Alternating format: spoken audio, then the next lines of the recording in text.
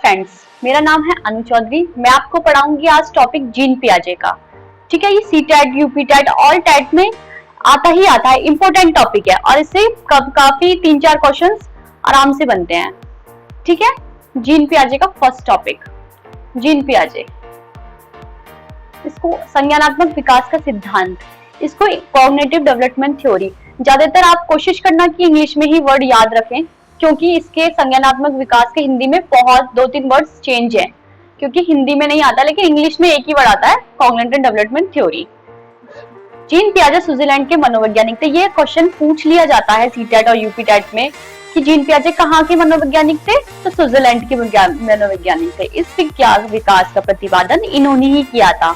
इन्होंने अपने बच्चों और आस पड़ोस के बच्चों पर संज्ञान और ज्ञानात्मक मानसिक विकास का अध्ययन किया। इन्होंने अपने ही बच्चे, 3 बच्चे इनके खुद के बच्चे थे, इसी पे ही इन्होंने एक्सपेरिमेंट कर दिया था। इस सिद्धांत का विकासात्मक सिद्धांत और अवस्था का सिद्धांत भी कहते हैं। इसको मैंने बोला था ना कि अगर इंग्लिश में याद करना कि कॉग्निटिव डेवलपमेंट, क्योंकि इसको विकासात्मक सिद्धांत के नाम से भी जाना जाता है और अवस्था का सिद्धांत भी कहा जाता है। पियाजे का मानना है कि जैसे जैसे बच्चे जैविक मतलब इसमें बच्चों में मेच्योरिटी आती है, वैसे वैसे वस्तु के बारे में वो दिमाग में कॉन्सेप्ट बनाना शुरू कर लेता है। इसका डेफिनेशन पढ़ेंगे हम। इस डेफिनेशन को ही आप याद करना, क्योंकि एग्जाम में यही पूछी जाती है। बच्चे सक्रिय ज्ञान निम्रता तथा नन्हे वैज्ञानिक हैं, जो संसार में अपने बारे में सिद्धांतों की रचना करते हैं। क्वेश्चन ये बन के आता है कि बच्चे सक्रिय ज्ञान निम्रता तथा नन्हे वैज्ञानिक किसके हैं, तो जीन पियाजे के नाम से बोला जाता है। देन हम नेक्स्ट टॉपिक स्टार्ट करते हैं। अगर आपको कुछ समझ में नहीं आया तो आप प्लीज नीचे कमेंट करके मुझे बता दीजिए, मैं आपको बता दूंगी।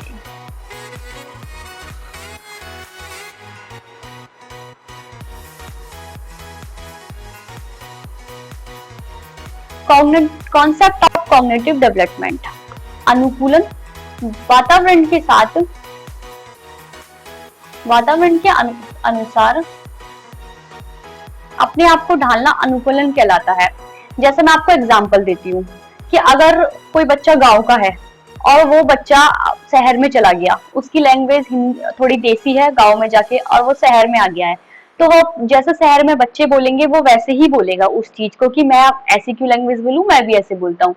तो अपने आप को जैसा माहौल वैसे में ढालना अनुकूलन होता है। इसमें फर्स्ट है आत्मसातकरण, मतलब एसिमिलेशंस। पूर्व ज्ञान को नए ज्ञान के साथ जोड़ना आत्मसत्रण कहलाता है। मतलब जैसे मैं बताती हूँ आपको, पूर्व ज्ञान को, जैसे एक बच्चे ने बिल्ली देखी, छोटी बिल्ली देखी, कैट देखी, उसने कैट देखी ब्लैक कलर की, ठीक है, कैट देखी उसने ब्लैक कलर की, लेकिन जो कैट देखी है ब्लैक कलर की, उसने वो ही कैट शहर में 2-3 साल बाद उसने कैट व्हाइट देखी। तो उसने ये बोला, उसने ये देखा कि मैंने ऐसी 2 पैर उसी के थे, एक पूंछ ऐसी, सेम सेम बिल्कुल सेम ऐसी ही उसने देखी। तो उसने क्या किया, अपने पूर्व ज्ञान को अपने नए ज्ञान के साथ जोड़ लिया। ऐसे संयोजन, एक सेकंड बच्चों, ठीक है, चलो। संयोजन, पूर्व ज्ञान में परिवर्तन करके वातावरण के साथ तालमेल बैठाना संयोजन कहलाता है। पूर्व ज्ञान के साथ वही जो हमने पहले देखा हो और जो शहर में हमने वही चीज देखी हो, तो उसको क्या बोलते हैं, संयोजन कहते हैं। हमारा सेकंड पॉइंट है संतुलन। इसको साम्य धारण भी कहते हैं, और संतुलन के इसके 2 नाम है, किसी नाम से भी एग्जाम में पूछ लिया जाता है। इसके द्वारा बच्चा आत्मसातरण और संयोजन की प्रक्रिया के बीच संतुलन कायम करता है। देन थर्ड है स्कीम्स।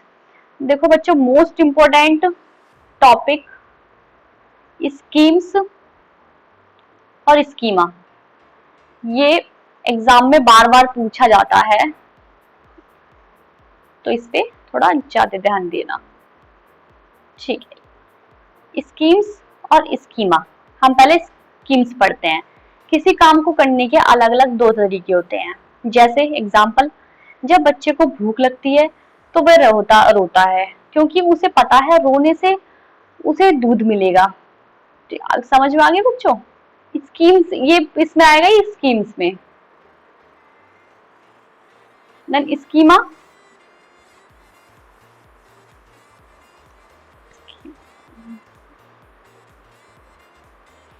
स्कीमा शरीर के द्वारा की जाने वाली क्रियाएं जो माइंड से जुड़ी रहती हैं, जैसे छोटा बच्चा बॉल पकड़ता है, आइसक्रीम चूसता है, ये माइंड के और बॉडी के द्वारा की जाती है। अगर हम उसको विद एग्जांपल में समझाती हूँ आपको, जैसे हमने उस बच्चे को कोई फोन दिया और वो फोन उसने कहीं भी जाके छिपा दिया, ठीक है, फिर वो चाहे वो चलना ना जानता हो लेकिन वो खिसकता खिसकता धीरे धीरे उस फोन के पास पहुंच जाएगा।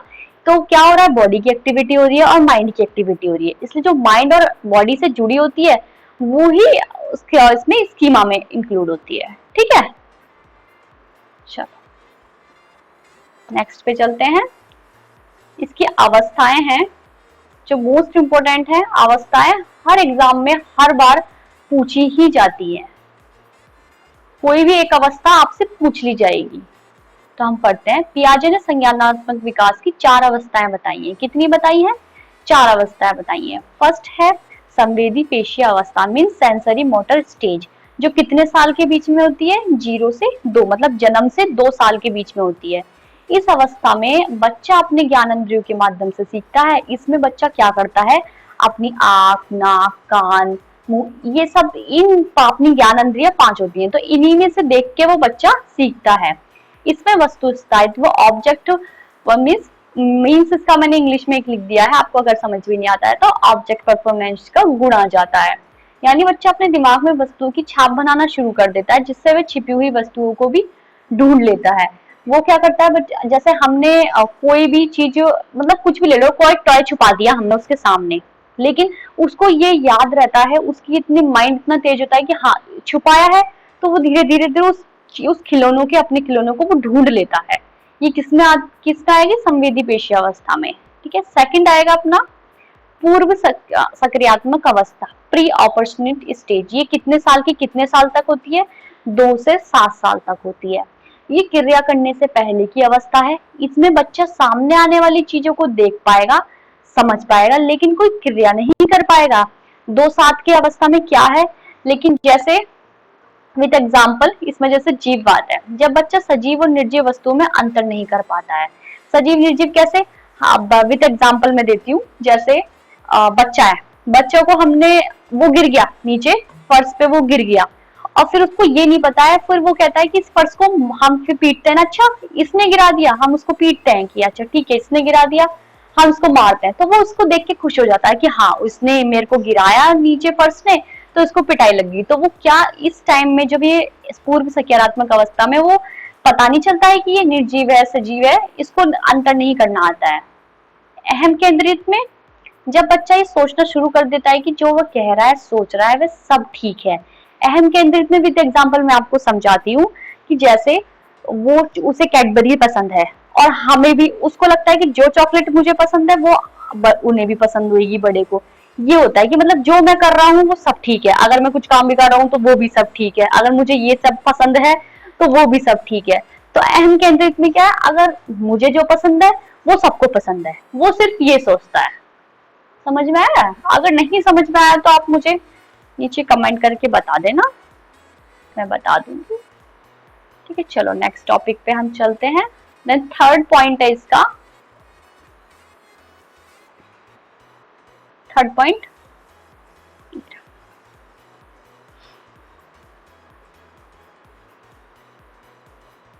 अपलटावी, मीन्स इसमें बच्चा वस्तु, संख्या, समस्या आदि को उलटना पलटना नहीं सीखता है। विद एग्जाम्पल्स मैंने लिख रखे।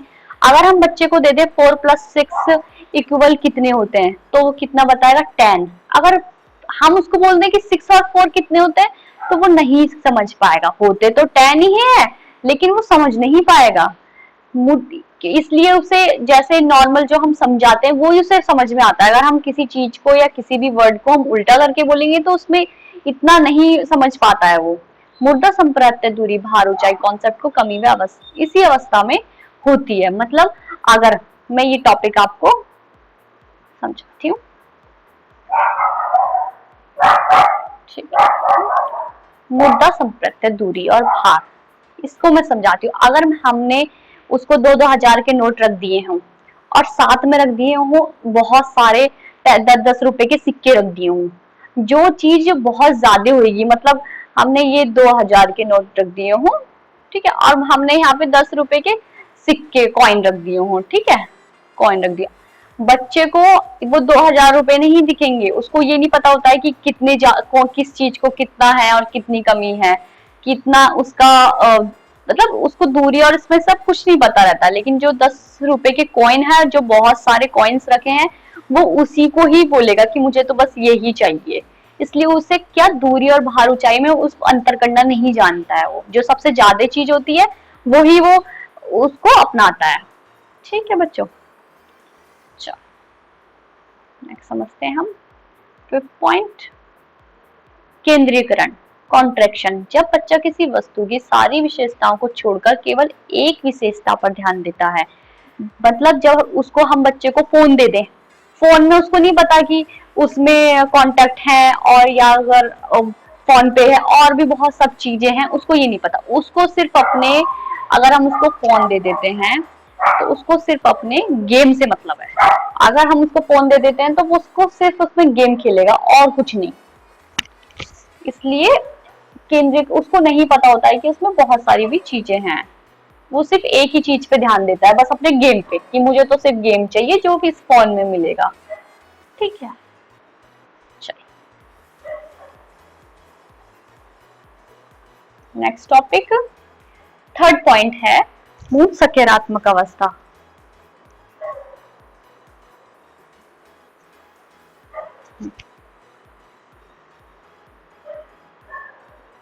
मूड सकारात्मक कॉन्सेप्ट ऑपरेशन स्टेज, ये कितने साल के कितने साल तक होती है? ये होती है 7 से 11। इस अवस्था में बच्चा सामने रखी हुई चीजों को देखकर ही कुछ कर सकता है, उन पर चिंतन करना शुरू कर देता है। जैसे हम उसको, एक पेड़ सामने इधर खड़ा है, ठीक है, हाँ, वो देखेगा कि अच्छा ऐसा। अगर हम उसको ऐसे नॉर्मल हम समझाएंगे 7 से 11 में, जैसे हम उसको समझाएंगे कि एक हरा सा पेड़ है और एक कुछ भी, मतलब हम उसके बारे में बताएंगे तो उसको इतना समझ में नहीं आएगा। अगर हम उस चीज को उसको दिखा के समझाएंगे उसको बहुत अच्छे से समझ में आएगा। इस अवस्था में अल्पटवारी, जीवाद, मुद्दा आदि कॉन्सेप्ट का गुण आ जाता है। जो 7 से जो 11 साल की जो अवस्था है ना, इसमें वो उसमें पैसों में अंतर करना भी जानता है कि कौन से ज्यादा है कौन से कम है। हर चीज को अगर हम उसको 6+4 मतलब मैथ्स में भी सब चीज वो जान जाता है, उसमें इतनी मेच्योरिटी आ जाती है। आगमन का तक्र, और ये भी इससे इस अवस्था में आगमन तक्र मतलब इंक्लूडिव रीजनिंग, ये भी इसी अवस्था में है। यानी जब बच्चा उदाहरण के ऊपर आधारित होकर तक्र करने लग जाता है। इसमें 2 हैं, एक तो आगमन, देन एक है निगमन। ठीक है, आगमन में क्या है, पहले हम उसको उदाहरण देते हैं, पहले हम उसको एग्जाम्पल्स देते हैं और फिर हम उसको इसके रूल्स बताते हैं, नियम बताते हैं। आगमन इस वाले में, आगमन में। ठीक है, निगमन में क्या होता है, पहले हम उसको मतलब नियम बताते हैं, उसके बाद उसको हम उदाहरण देते हैं विद एग्जाम्पल। देखो, पेड़ जरूरी है या नहीं हमारे लिए? बच्चा आंसर, क्योंकि इसे हमें ऑक्सीजन मिलती है। ठीक है, क्योंकि पेड़ जरूरी है या नहीं हमारे लिए? बच्चा, हमारे लिए बच्चा। अब बच्चा आंसर देगा क्योंकि इससे हमें ऑक्सीजन मिलती है, क्योंकि हमने उसको दिखाया है, उसको पता है कि उससे हमें, वो आंसर देगा हमें इस चीज की। ठीक है बच्चों, समझ में आया? चलो वो टॉपिक पे चलते हैं।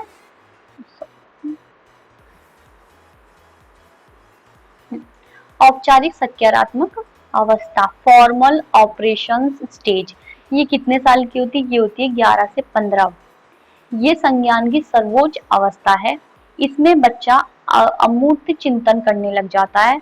निगमन तक्रता, इसमें बच्चा नियमों के ऊपर तक्र करने लगता है। अभी जस्ट मैंने आपको ऊपर बताया था, एक होती है आगमन और होती है निगमन। आगमन में सबसे पहले क्या होता है, वो एग्जाम्पल देता है और नियम, फिर उसके बाद रूल्स बताता है। लेकिन इसमें पहले नियम मतलब पहले रूल्स बताए जाते हैं, फिर उसके बाद में एग्जाम्पल दिए जाते हैं।